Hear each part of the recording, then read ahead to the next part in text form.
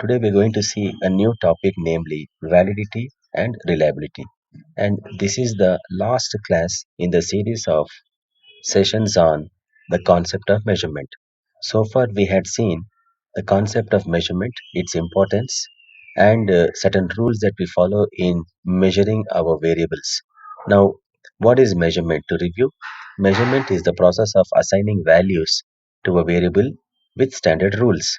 What are those rules? Those rules are also called levels of measurement. In other words, there are four levels of measurement that we had seen in one of those previous classes, namely nominal, ordinal, interval, and ratio. So there are four levels of measurement which are there in this universe. So if you want to measure any variable or any concept in this universe, these are the four levels that are available. In other words, without these four levels of measurement, you cannot measure anything in this world. Besides that, in order to qualify these measurements as the best measurements, we must know what are the four important characteristics of a good measurement that we had already seen. So, to review once again, there are four important qualities of a measurement, namely equivalence, inherent order, fixed interval, and true zero. And we had already seen that nominal measurement does not have all the three qualities except equivalence. So therefore, a nominal level of measurement is not a perfect measurement.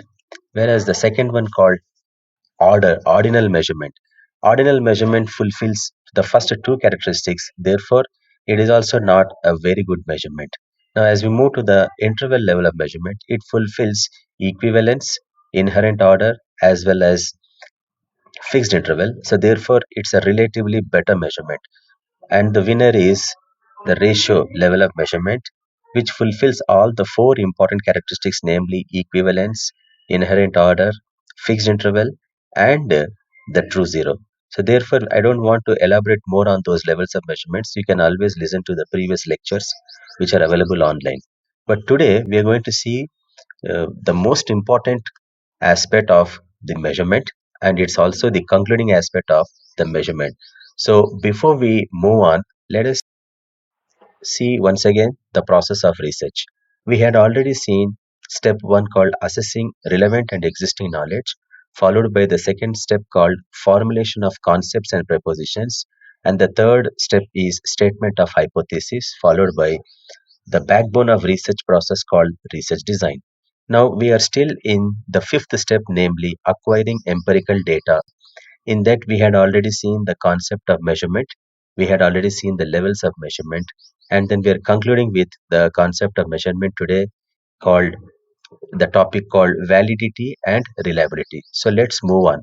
And before I want to pay attention to certain interpretation rules that we follow in statistics, particularly when we want to measure the relationships between the variables. And I'm sure you would be still recollecting the previous class on statistics, particularly the class on correlation coefficients, how to interpret correlation coefficients. Now, if you see through the screen, you could see that when the coefficient is between zero point 0 to 0.19, we call it negligible relation or relationship. Zero point 0 means no relationship. When the range is between zero point 0.2 and 0.39, we would call it low or less relationship or low relationship. When the coefficient range falls in between zero point 0.4 and 0.59, we call it moderate relationship. Followed by zero point 0.6 and 0.79 is called high relationship. And the last range is zero point 0.8 to 1 point, which is called very high correlation. So we should always be settling down with zero point 0.6 to zero point 0.7 or zero point 0.8 to 1. Normally in social sciences, we don't expect 1, so therefore we can always settle down with zero point 0.6 to zero point 0.99. So with this standard rules of interpretation, let's move on with the concept of validity.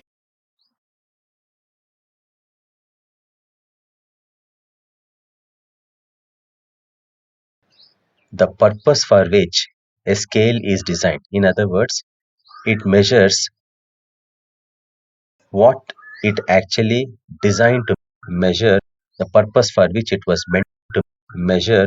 So now In order to establish the validity of a measurement, we have to identify which type of measurement is very suitable. So let's move on with various types. The first one is called construct validity. The second one is called content validity, which again splits into two types called face validity and sampling content validity. And the third one is called criterion validity. So these are the three important validity methods or types of validity that are prevalent in the theory. Now, there is also another validity method called predictive validity. We shall see that later on, not in this context. So, but as of now, we will see only three concepts, three types of validity, namely construct validity, content validity, and criterion validity. Let's start with the construct validity. What is the meaning of construct validity?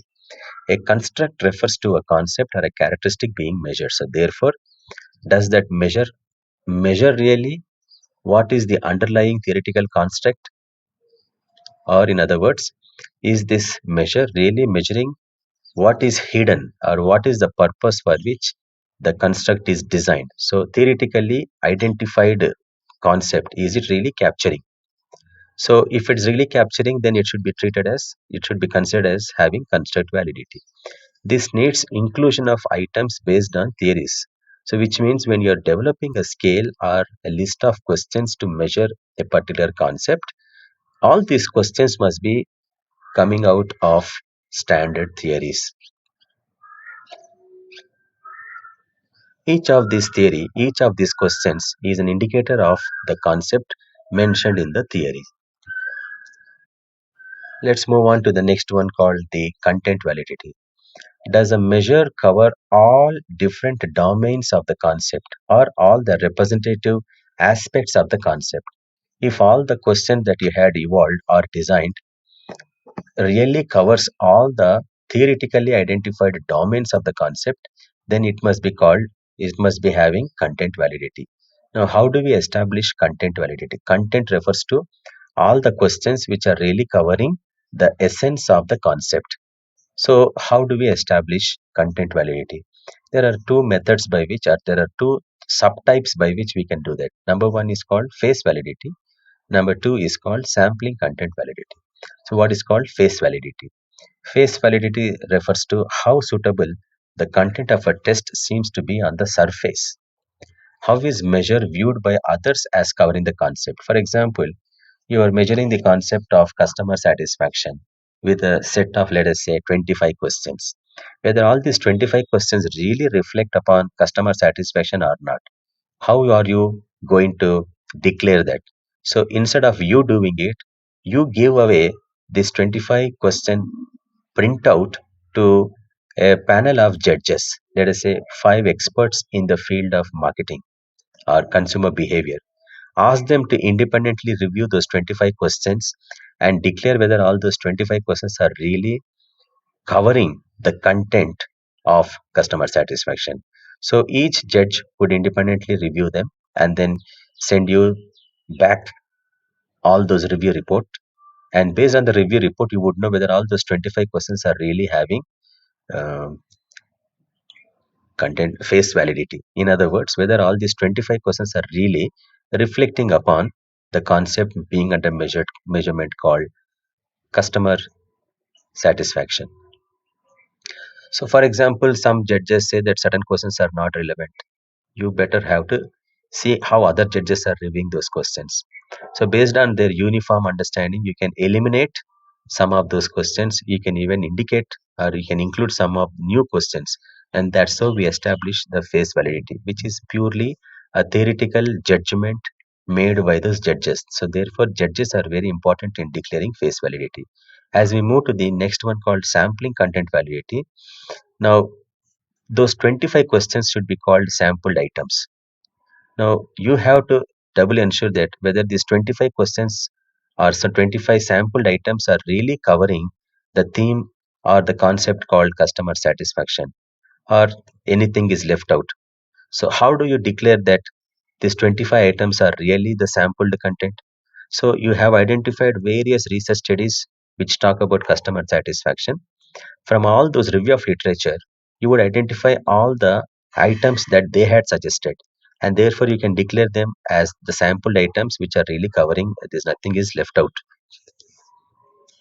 For example, when I'm conducting a quiz on concept of measurement, this quiz should include all the questions relating to measurement. Nothing should be left out. If nothing is left out, this quiz should be called the complete quiz on the concept of measurement. So, content validity refers to the completeness of all the questions which are really measuring the purpose for which it is designed or the measurement is designed. Move on to the next one called criterion validity. This is a little complicated method, but this is a very, very reliable method of establishing the validity of a measurement. A criterion is an external measurement of the same thing. For example, uh, somebody had already developed a measurement of customer engagement. So let us say Professor X had developed a scale on customer engagement. Now, this particular scale or measurement should be treated as a criterion measurement. And now, this measurement, this validity evaluates how closely the results of your scale or your measurement correspond to the results of somebody's measurement. The example I have already quoted is if Mr. X measures customer loyalty, which is already published in some popular journals, you have also developed another measure of loyalty. So both questionnaires or both scales can be included in the study. After collection of the data, you can establish the relationship between Mr. X measure of loyalty and your measure of loyalty. So when there is a high correlation between both measures, then we can declare that your measurement has criterion validity because that professor's measurement is already well established and published. When it is published, it is universally acceptable. So against the well established measurement, you are declaring your measurement is also reliable, I mean valid. And this is what we call criterion validity. Now, we move on to the next concept called reliability. So, having established the validity of a measurement or a scale, we must also establish the reliability of a scale. If validity refers to the purpose for refers to a measure which measures the purpose for which it was designed to measure, reliability refers to the accuracy of the measurement or how consistently the scale measures what it is supposed to measure, or can it repeatedly measure what it is supposed to measure? In other words, can it reproduce the same result?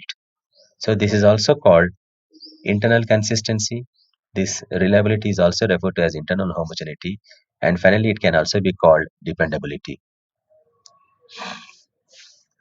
To simplify further, validity refers to a measure measuring what it is supposed to measure or what it is measuring, what it is supposed to measure or what it is intended to measure, or a scale measures the purpose for which it was designed, whereas reliability refers to the consistency of that measurement. So the first one refers to accuracy of the measurement, how accurately it measures, whereas reliability refers to how consistently it measures what it is supposed to measure. Consistently means if yesterday's scale is valid, is it still valid today?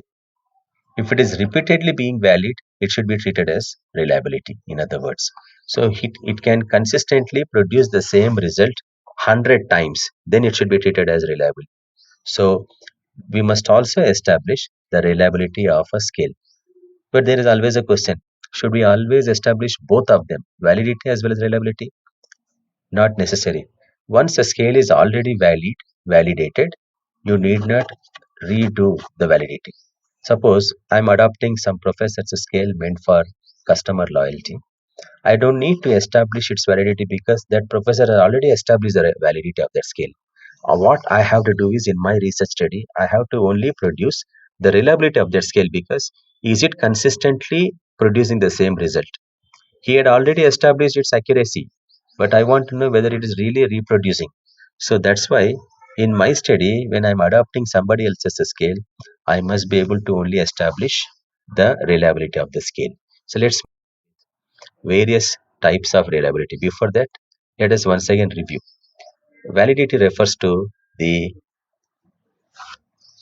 accuracy of a measurement, whereas reliability refers to how consistently the measure is accurately measuring.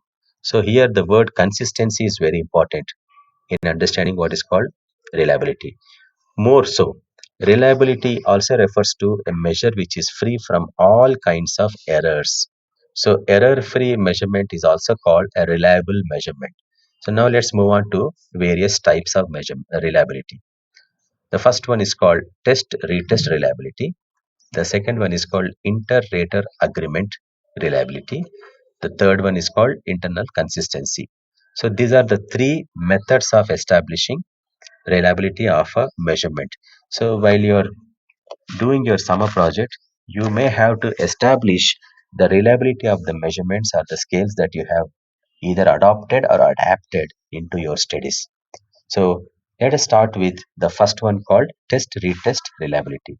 Now, test retest reliability, I have already mentioned in the brackets that you would be employing or applying this test on same sample at different times.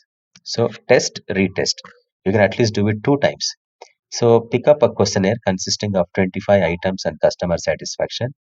Employ it or administer it to a sample of customers today, and then after a gap of 15 days or 30 days, try it again on the same sample.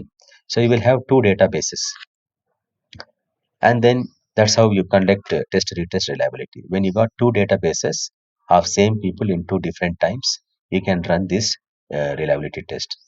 In the second type, which is called inter-rater agreement, which is also sometimes called parallel forms, or two same tests, same people same time. So what does it mean? You can pick up two scales, like I've already told in the previous example of validity, that some professor's scale on customer loyalty and your scale on customer loyalty. You can join both the scales in your questionnaire. So your scale consists of, let us say, 20 items. That professor scale consists of 25 items. So totally 45 items. Put all 45 together in the questionnaire. Collect data from the same customers at the same time. Now after coming back, you segregate these questions. Your 20 questions and that professor's 25 questions. Both are measuring customer loyalty. Try to establish the reliable correlation between two sets, your set of 20 questions, professor's set of 25 questions. So when you establish correlation between them, you are basically conducting inter-rater agreement. The last one is called internal consistency, which is also called split off. This is the most popularly used reliability assessment across the world. It also refers to how consistently the answers were given by the respondents to all the items or questions that are included in your questionnaire or interview schedule. So, I would like to elaborate more on these three methods as we move on to the next slide onwards.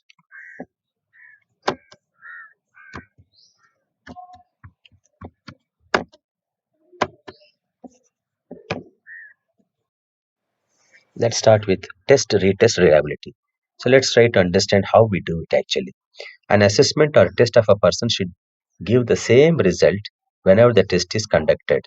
So, since reliability refers to consistency or consistently producing the same result, so test retest means here we are trying to conduct twice the same study, or using the same, I would say, the measure or the scale.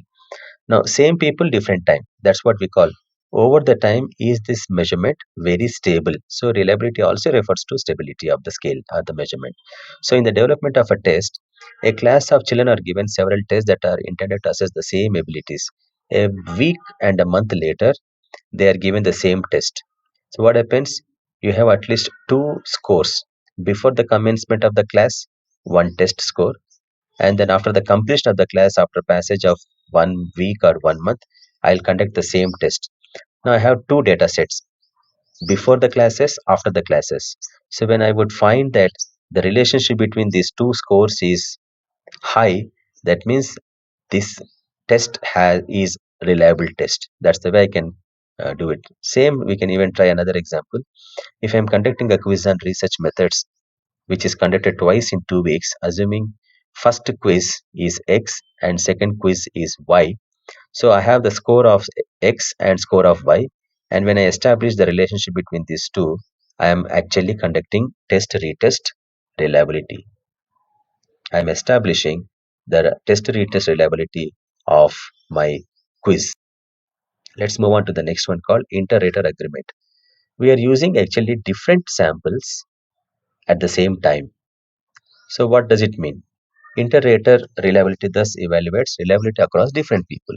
For example, let us say I'm conducting a test of student satisfaction in section A and section B same time and identify relationship between two group scores. This means section A class score and section B class score on the same measurement called student satisfaction. If the relationship between section A and B is very high, then I would say that there is an inter-rater agreement reliability. This can also be done in different ways. For example, I can divide the section A class into two groups randomly. So which student would go into first group, which student would go into second group, I would never know. But once they are classified into two groups, I would give them the student satisfaction measurement. So when they answer it, I'll collect all those answers and establish the relationship between group A scores and group B scores. I am establishing inter-rater agreement in one class itself. As I have already shown you that I can also run this in two classes. Section A score is called X, section B score is called Y on customer satisfaction. Establishing the relationship between these two scores also would be treated as inter-rater agreement. Now, the other names for this type are also called inter-observer reliability or inter-coder reliability. If you're interested, you may read on your own or refer to your textbook or go online and search for these two concepts. Now, inter-rater agreement also is sometimes treated as another form called parallel forms. So here what we do, two same tests similar to criterion validity where one professor's scale on loyalty and your scale on loyalty.